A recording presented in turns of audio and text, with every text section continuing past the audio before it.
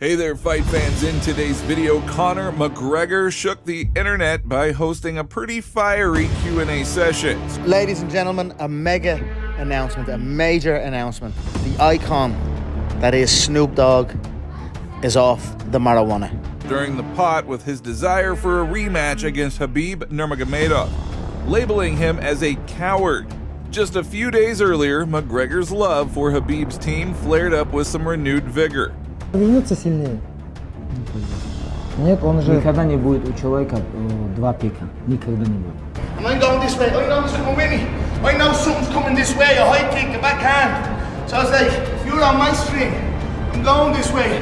Something's coming here from. Who's getting better here in this round, though? Oh man. Where the is my second belt? I've already got this one. Go backstage and grab that belt somewhere. Out here. But that's not all. Former UFC heavyweight champ Francis Ngannou raked in a jaw-dropping fortune from his bout with Tyson Fury, surpassing his entire MMA career earnings. Furthermore, Ngannou's ascent in the boxing world has been recognized, securing a spot among the heavyweight elites according to the prestigious WBC rankings. And then at the end of this video, the title fight for World Heavyweight Boxing Champion between Tyson Fury and Alexander Usik will finally take place on February 17th in Saudi Arabia. So let's kick things off in order.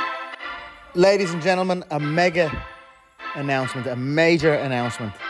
The icon that is Snoop Dogg is off the marijuana, is off the weed, is actually off the smoke, was what was announced. After deep consideration with his family, with his close family, he decided to give up the smoke, was his exact terminology.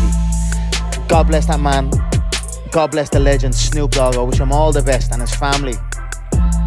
And bravo, he runs it. Snoop, sometimes you gotta say to yourself, you run it.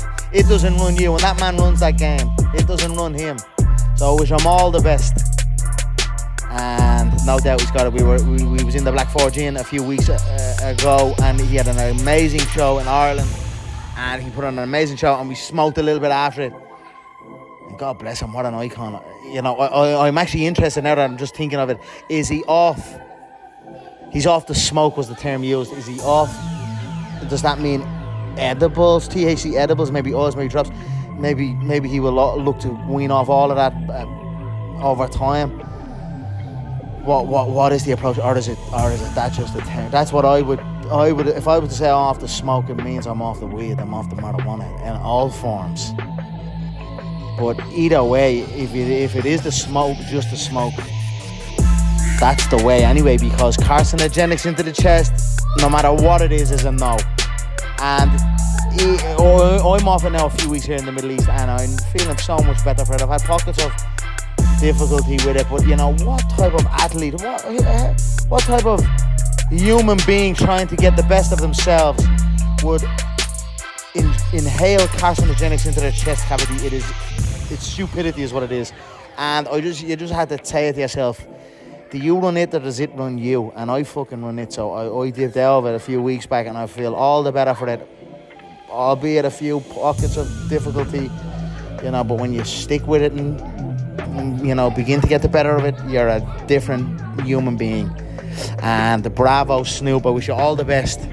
Now, as we already mentioned, former double champ Conor McGregor hosted a fiery Q&A session on social media, including touching on the topic of principal rematches that he would like to have. In particular, he was asked whether he had plans for a fourth fight with Dustin Poirier, with whom he actually suffered his last two defeats, including breaking his leg in the final match of the trilogy, saying, "Let's be real, this has to be done. The issue is not closed." I'm a southpaw, Ryder was a southpaw, Billy Joe was a southpaw. Yeah. I've seen methods, I've seen things I do, and I know he's waning. I'll fight Canelo, no fucking problem, yeah? Conor McGregor, you gotta come back and fight somebody. I am the most entertaining lightweight on this planet. Do what you're told, I'm gonna pin you. This is my game. This is my game forever. However, if he had a choice, he would prefer to share the octagon with Khabib Nurmagomedov, to whom he lost by submission in the fourth round just 5 years ago, saying, I would choose Khabib. He is the biggest coward in the world of martial arts. McGregor also stated that he still expects to return to action at UFC 300, which is tentatively scheduled for April of next year, saying, "Yes, I'm in. I'm sure we'll get a date. No one is detaining anyone. There's a lot going on behind the scenes, but everyone is working hard to make it happen." So let's be honest. Conor returns at the most needed moment for the organization. As you're aware, UFC 300 is just around the corner this upcoming spring, and the bigwigs are aiming to assemble the most sensational card for this anniversary event. Now, of course, Khabib Nurmagomedov cannot return to the cage, but let's indulge in a little bit of a fantasy, okay? What if the promotion were to match up Conor with, say, Islam Makhachev?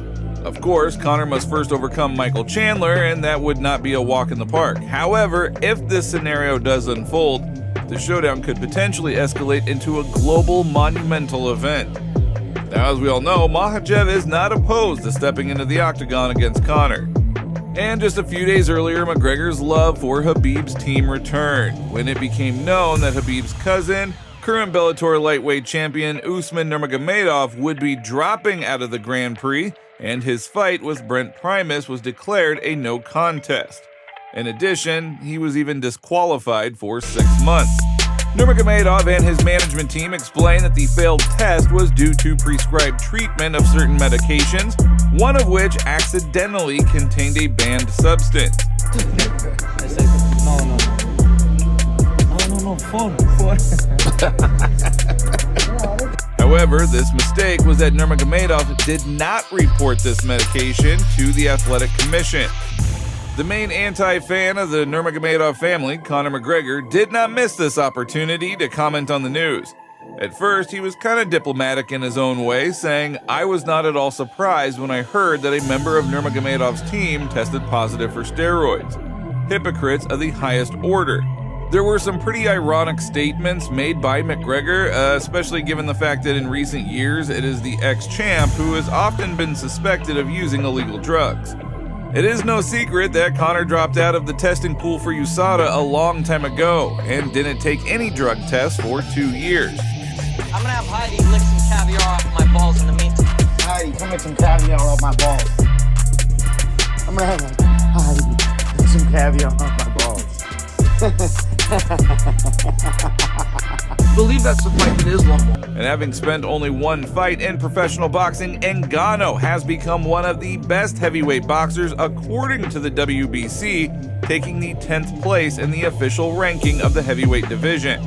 This was officially announced by representatives of the World Boxing Council.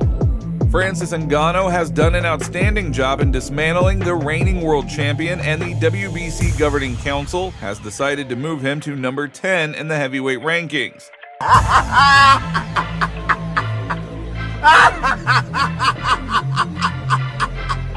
That has always been the number one fight that I've been asking for the last 3 years.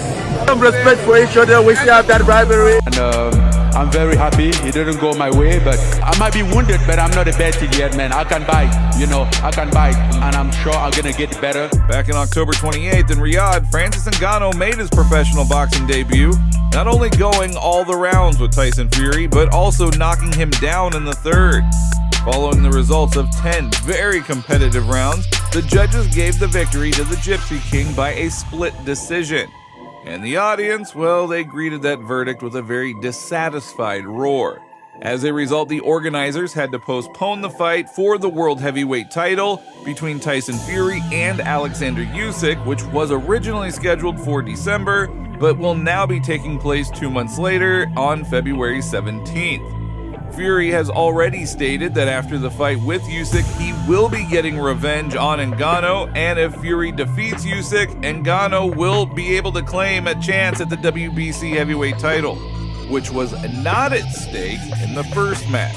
Now, the former heavyweight champion earned more from his boxing match with Tyson Fury, even though he did suffer a controversial split decision, than he actually earned in his entire MMA career. He announced this in the latest episode of the Last Stand podcast, saying, "The last 3 years in the UFC, I had contractual difficulties because I refused to sign a new agreement that guaranteed me more money, but it still wasn't enough. I earned more for the fight with Fury than in my entire life, and my entire career. Even for my next MMA fight, I would get more than in my entire UFC career. You have to understand that I wasn't paid very much. You start out fighting for $10,000 plus 10, but even after 10 fights, you're still struggling to make ends meet. I received a royal fee for the Fury fight, and most importantly, I was treated like royalty. According to available information, Francis Ngannou's guaranteed fee for the fight against Tyson Fury was at least $10 million, excluding any interest from the sale of paid broadcasts.